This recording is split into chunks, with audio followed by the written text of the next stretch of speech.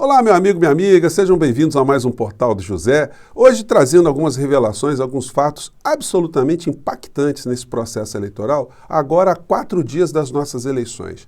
O que impressiona, o que chama muito a atenção das pessoas que estão acompanhando mais de perto o processo político aqui no nosso país, a corrida eleitoral, a política econômica desse governo, é a grande omissão dos grandes veículos de comunicação em relação a esses fatos que eu vou falar com vocês aqui hoje, que eu vou compartilhar, e que já eram para estarem sendo revelados, investigados, acompanhados, mostrado ao público de uma maneira geral, mas sempre houve um interesse. Muitas pessoas ficam chocadas quando eu digo isso, né? Há um interesse, houve um interesse de proteger a figura do presidente da República. Não porque gostem do Bolsonaro. O Bolsonaro é considerado pela elite midiática, pela elite financeira, elite empresarial do nosso país, como um pequeno batedor de carteira que subiu, ascendeu ao poder, mas ele está sendo útil. Ele está sendo útil porque ele colocou o Paulo Guedes, uma figura que ele não conhecia, que ele não tinha amizade, mas era o passaporte do mercado, do setor ultra neoliberal, de que Bolsonaro faria a garantia de uma política econômica totalmente contra o povo brasileiro. Então, ele sofreu uma blindagem, porque não é possível, né, que os fatos que aconteceram no nosso país, o número de mortos que aconteceu aqui no nosso país, a tragédia, a desumanidade que se abateu sobre o povo brasileiro, isso tenha passado despercebido para uma grande parcela do povo brasileiro. Afinal de contas, como diria Hegel, a informação gera a ação. A desinformação gera a conformação. Isso explica muita coisa. Um povo desinformado é capaz de dar voto a Tarcísio, lá em São Paulo, no estado de São Paulo, um forasteiro, um oportunista, uma pessoa que está se comportando como um vigarista, que caiu de paraquedas no estado de São Paulo, com uma série de situações forjadas, para disputar o governo do estado mais importante do nosso país. Então, isso não é pouca coisa. E se você junta isso tudo com o perfil moral e ético dessa gente, aí você fica vendo mesmo que nós fomos muito mal informados ao longo desse processo todo. Pois bem, mas do que é que eu estou falando? Vou conversar com vocês a partir de agora, mas antes de mais nada, quero convidar você que está chegando agora no nosso portal a se inscrever. Você que é muito bem-vindo, você é muito importante nesse processo político do nosso país. Quanto mais informação você tiver e você puder compartilhar essa informação, mais você estará ajudando as pessoas a descobrirem algumas coisas que nós iremos mostrar aqui. Dê o seu joinha também, mande seus comentários para cá, se puder participe dos nossos chats todos os dias entre 5 horas, 5h30, onde eu bato um papo ao vivo com vocês. E também, se puder, se inscreva no nosso clube de membros, que é uma forma adicional de você estar engajado aqui no nosso portal, tá bom? Então vamos seguir em frente. Gente, olha, a gente não para de ficar estarrecido com as coisas que acontecem aqui no governo Bolsonaro, com os personagens da República. Ao final do nosso encontro hoje, eu vou colocar inclusive um clipezinho para vocês, para quebrar um pouco essa tragédia toda e para servir também de ânimo para a gente nesses 4 dias que nos restam até as eleições do dia 30. Mas saiu publicado algumas horas atrás, no canal do UOL, uma entrevista com a ex-mulher do Eduardo Pazuello, que é absolutamente reveladora. A entrevista toda é chocante. Eu vou colocar só um trechinho aqui que fala de uma questão moral, né, dos homens de família do governo Bolsonaro, esses que estão toda hora dentro de templos evangélicos, fazendo orações, ajoelhados, né? Mas quando você coloca uma lupa, você encontra esse tipo de situação aqui. A ex-mulher de Pazuello, que é uma profissional, uma dentista, uma mulher estudada, enfim, com senso crítico, uma mulher que demonstra ao longo da entrevista, né, que ela teve apego à ciência, que ela tentou convencer o Pazuello a não ser um fantoche, a ser um marionete, um imprestável à frente do Ministério da Saúde, no momento mais crítico na história do nosso país. Bom, mas o que aconteceu foi isso aqui. Vou colocar só um trechinho, tá? Eu vou colocar a entrevista toda disponível aqui no primeiro comentário do nosso portal, tá? Vamos lá. Aí teve um dia que eu sabia que ele não ia largar. No dia que ele chegou em casa, e eu falei assim, larga isso, pelo amor de Deus. Você falou que só ia durar 2 meses, hoje já estamos em julho. E ele falou assim, Andréia, agora eu sou o excelentíssimo senhor ministro da Saúde. Eu tenho um avião à minha disposição. Eu como a mulher que eu quiser. Eu estou comendo gente em Brasília. Assim, para mim, no sofá da casa.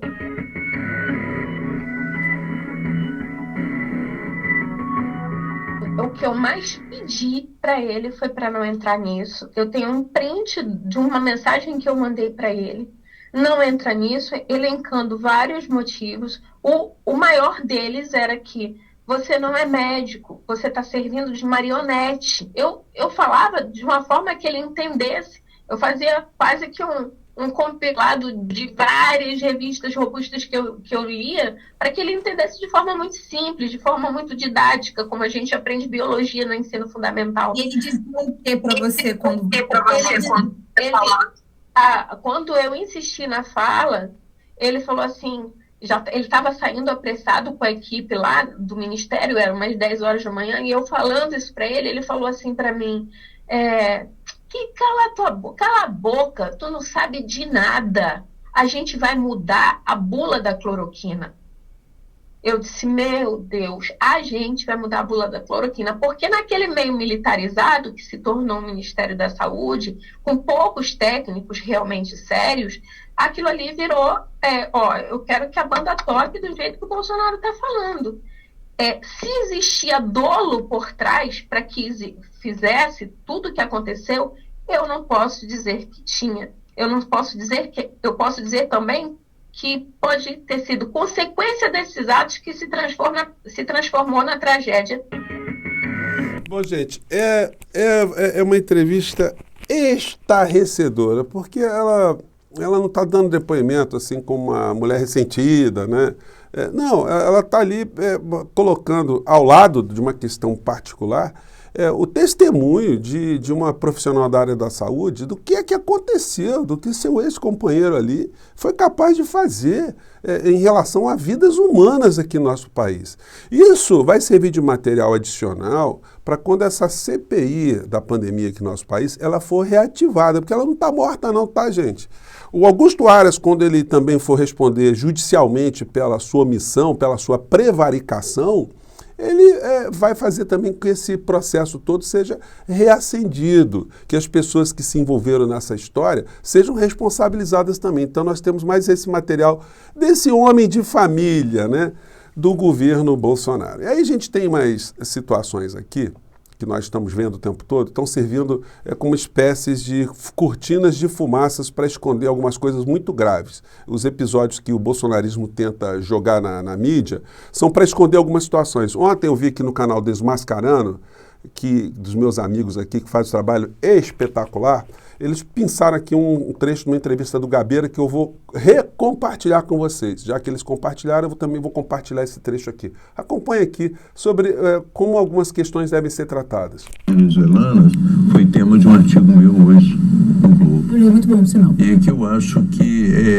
para mim, era uma inflexão que deveria ter sido explorada de uma forma muito mais rigorosa do que foi.